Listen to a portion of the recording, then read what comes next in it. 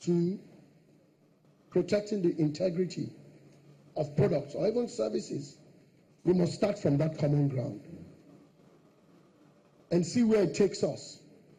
If we start from that common ground, we will end at a good place. Even if it is not the place either of us intended, it will be a good place. And so that's what I bring here, that the consumers expect of you, producers, and the standards organization, incredible work to protect them. They patronize your brands, and they pay this regulator from their taxes. And so you must do that. But at what cost must it be to the consumer? It must be convenient. Any system that suggests that it's protecting consumers and is onerous on those consumers may solve a problem but creates another one. And if it's one in and one out, the consumers are still the victims, whichever way you look at it. And so I encourage that we must come together and find a way. The first thing I did when I got this job, after I got my initial briefings, was to write to the DG of SON and the DG of NAFDAC, because somebody from my office in the Southwest had come to see me, and I asked, how is it in the Southeast? Sorry, someone from the Southeast. I said, how is it in the Southeast? He said, it's a runaway train. We're under siege. That's the language she used. The counterfeiting and adulteration market in the Southeast is a runaway train. And sir, I think even the legitimate manufacturers themselves are scratching their heads about what's the solution here.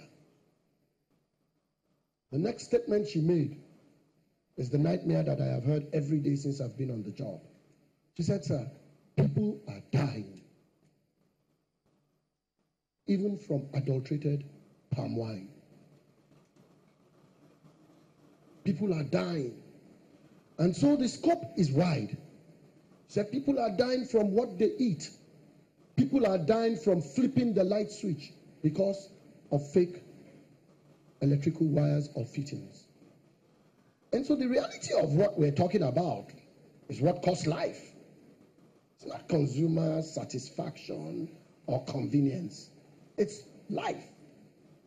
And so I wrote a letter to these other two regulators, SON and NAFDAC. I said, we owe it to this nation to even come together and have a conversation about what seems to be this incredible problem.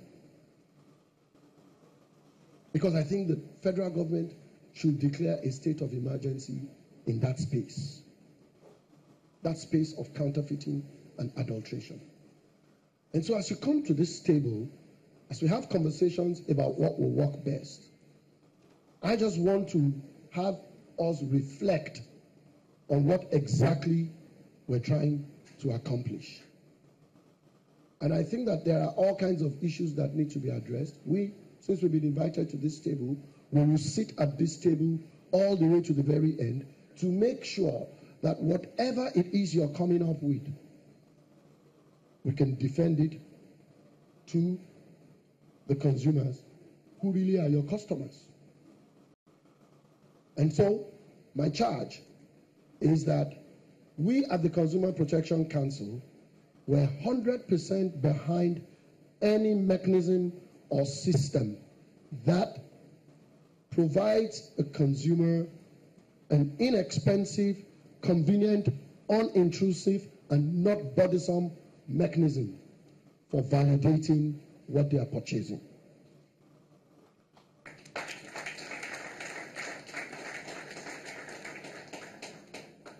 Actually, my hope is that a validation campaign or a PAM campaign will be short-lived. That's my hope. Because if we figure out the appropriate mechanism, we can sooner than later begin to eliminate the counterfeiting.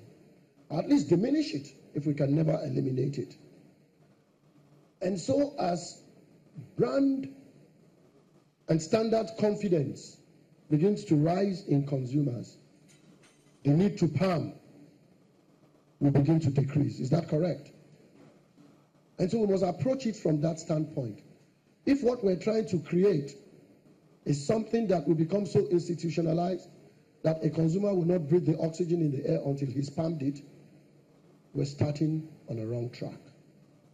But if we're looking to do something that will, in the interim, provide confidence to the consumer and over a period of time, protect your brand, protect the consumers, and perhaps even eliminate the need for that sense of urgency in palming, then I think we're on the right track. And those, for me, are the questions we bring to this table. And I hope that those are the questions that agitate your minds too. And with that, I want to say thank you for inviting us. We support authenticating products. What mechanism we hope will come out of this consensus building, and we're very sure that we approach the cost-benefit analysis slightly differently. And I recognize and respect the position of a manufacturer. And as a consumer protector, the fact that those costs ultimately become carried in part or in whole by the consumer remains a factor for me. And I would balance that right now against the potential for safety. And so I have two important issues, and I'm going to look for a balance. Safety or life-saving, for me, at this point, is more important than reasonable cost. However, unreasonable cost is absolutely unacceptable and doesn't even make the way to the table at all. And that, for me, are the key issues.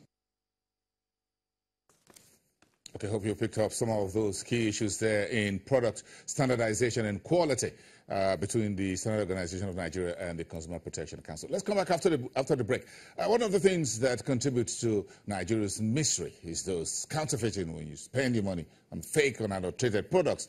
But of course, we're revisiting this very quickly for you to check your mystery index state by state. We talked about this on Monday to kick off the new year, but we'll have a few clarifications to make. Let's come back after the break to revisit your mystery index in the final quarter of 2017.